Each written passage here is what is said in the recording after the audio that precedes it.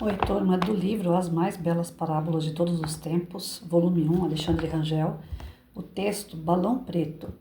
Era uma vez um velho homem que vendia balões numa quermesse. Evidentemente, o homem era um bom vendedor, pois deixou um balão vermelho soltar-se e elevar-se nos ares, atraindo desse modo uma multidão de jovens compradores de balões.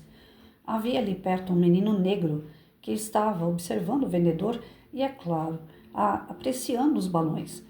Depois de ter soltado o balão vermelho, o homem soltou um azul, depois um amarelo e finalmente um branco. Todos foram subindo até sumirem de vista. O menino, de olhar atento, seguia cada um. Ficava imaginando mil coisas. Uma coisa o aborrecia.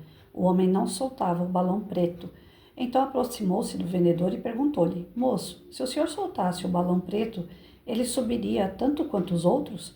O vendedor de balões sorriu compreensivamente para o menino, arrebentou a linha que prendia o balão preto e, enquanto ele se elevava nos ares, disse-lhe: Não é a cor, filho, é o que está dentro dele que o faz subir.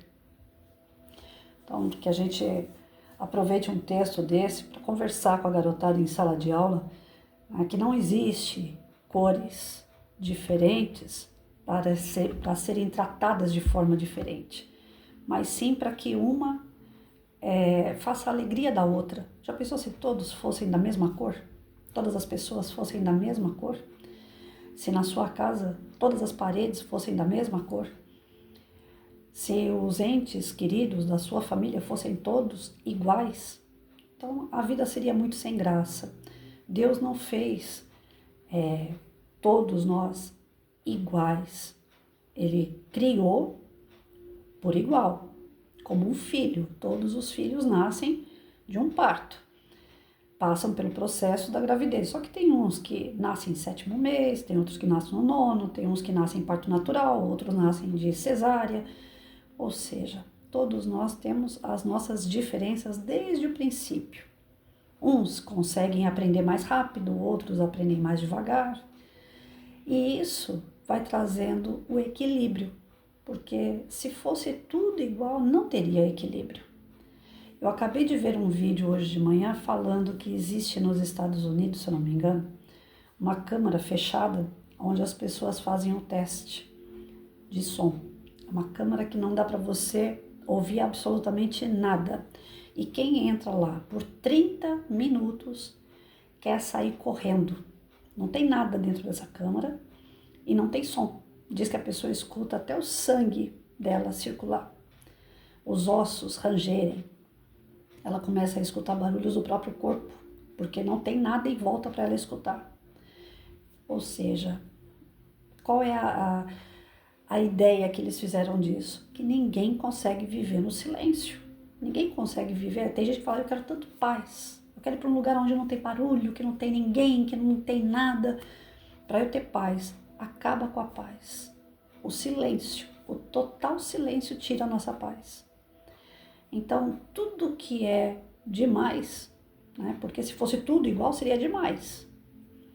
Ele não causa um efeito positivo. Então, as diferenças existem justamente para equilibrar, para trazer conhecimento, para trazer evolução. E quando a gente trabalha com crianças, a formação do professor está sendo voltada muito para a militância, para trazer as crianças umas contra as outras. Que o branco escravizou o negro, o índio, coitado daquele... na época que foi feita a escravidão, eu concordo que ali existia uma razão de você levantar uma bandeira contra, mas hoje não tem. A escravidão que tem hoje são em locais, que até o Estatuto da Criança e do Adolescente foi criado para isso, são em locais que colocam inclusive crianças para cortar cana, para extrair carvão. A escravidão está lá nos lugares mais pobres, onde as pessoas são feitas de escravos. As pessoas precisam pagar para trabalhar. Vêm pessoas de fora, vão trabalhar em umas terras onde existe um caderninho lá, onde a pessoa anota: eu peguei um saco de arroz lá na mercearia. O dono daquele local, isso existe até hoje. O dono do local é que é o dono da mercearia, ou seja, a pessoa está ali trabalhando para receber, quando ela vai receber, ela tem que pagar a mercearia. Então hoje a escravidão ela tem um outro foco, a de explorar, totalmente exploração. E isso tem que ser colocado para as crianças. Existe, ainda existe, em locais muito afastados de cidades, né?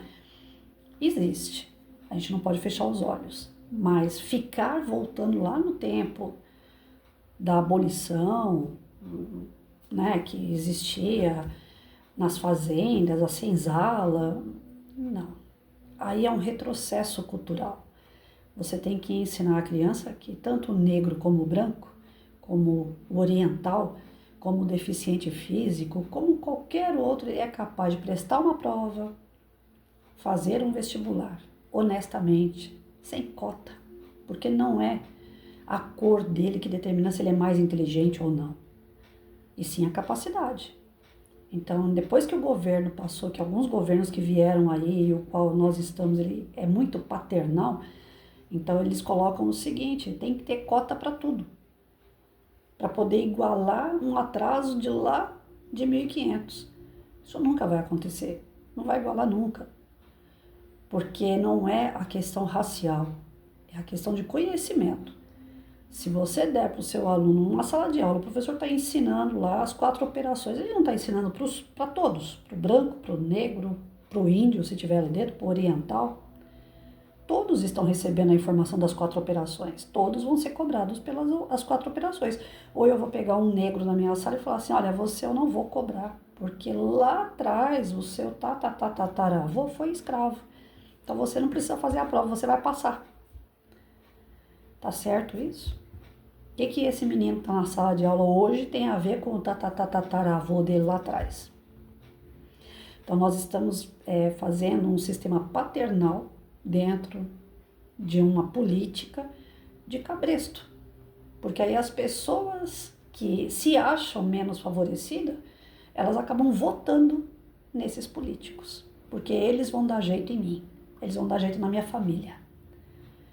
E isso realmente não vai acontecer. Cabe ao professor, cabe aos pais orientar seus filhos que, apesar de sermos pessoas diferentes, até mesmo na cor, não devemos ser tratados de forma diferente. Isso vale para tudo. Não é só para ter direitos, mas principalmente pelos deveres. A gente só consegue ter os nossos direitos garantidos através dos nossos deveres bem cumpridos. Então, discriminação racial virou moda. Você não pode olhar para uma pessoa, brincar com ela. Se você é conhecido dela, você não pode brincar com ela na frente de outros, como já aconteceu comigo. Eu tenho meu melhor amigo, ele é negro.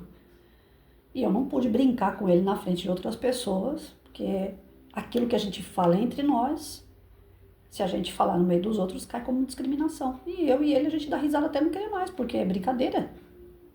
Nós crescemos assim.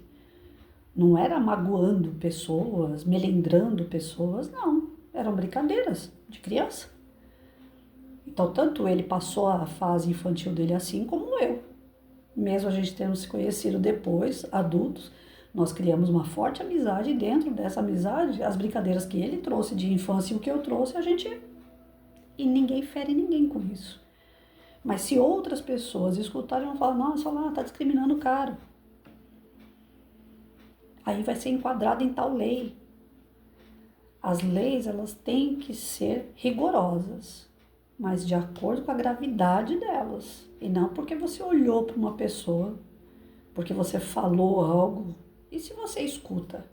É que nem eu já escutei pessoas dizendo assim, eu não posso chamar um negro de negro, tem que ser afrodescendente. Mas o negro pode me chamar de branquelo. Tá tudo certo?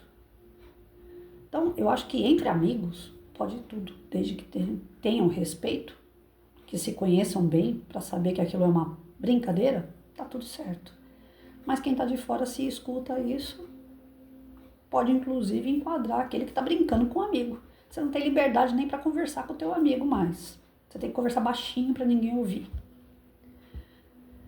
O que a gente tem que tomar muito cuidado é que quando a gente começa a dar muita vazão para um certo conteúdo, nós estamos deixando de dar para o outro. E essa balança está pendendo, né? Não é só uma questão racial hoje, isso daqui começou com uma questão racial, é discriminação racial e está indo para outros lados. Um homem pode entrar no banheiro de mulher que tá tudo certo. Se ele não fizer isso, ele pode chamar o gerente de um shopping, de um restaurante e processar por discriminação, porque ele naquele dia se sente mulher e ele vai entrar no banheiro de mulher. Esses dias atrás, eu não sei até onde é verdade ou não, que a internet é um campo sem dono, né? Mas eu escutei que um cara queria passar pela ginecologista. A ginecologista se recusou, porque ele não tem útero, ele não tem ovário, ele não tem como ela analisar algo que só pertence à mulher. Ele foi lá e processou a médica. Não sei até onde isso é verdade. Mas essa questão da discriminação, ela está indo longe demais. Está tendo muito direito e pouco dever. E as pessoas estão se desrespeitando cada vez mais em razão disso. Então a justiça, ela está aí para todos, para todos. Não é só para aqueles que agora estão se descobrindo isso ou descobrindo aquilo. Então a diferença que nós temos que fazer entre as pessoas é para o bem, para uma completar a outra. É para isso que existem as diferenças, é por isso que Deus criou as diferenças. Para que houvesse um equilíbrio e não para que a balança pendesse para um lado ou para o outro. E para que haja um equilíbrio é necessário que todos cumpram seus deveres para poder ter os seus direitos. E essa balança ficar por igual, mesmo diante das diferenças. Porque o que faz o ser humano não é a cor dele, não é a escolha dele, mas sim o caráter, aquilo que ele tem interno. Se ele é do bem, é isso que vale o ser humano.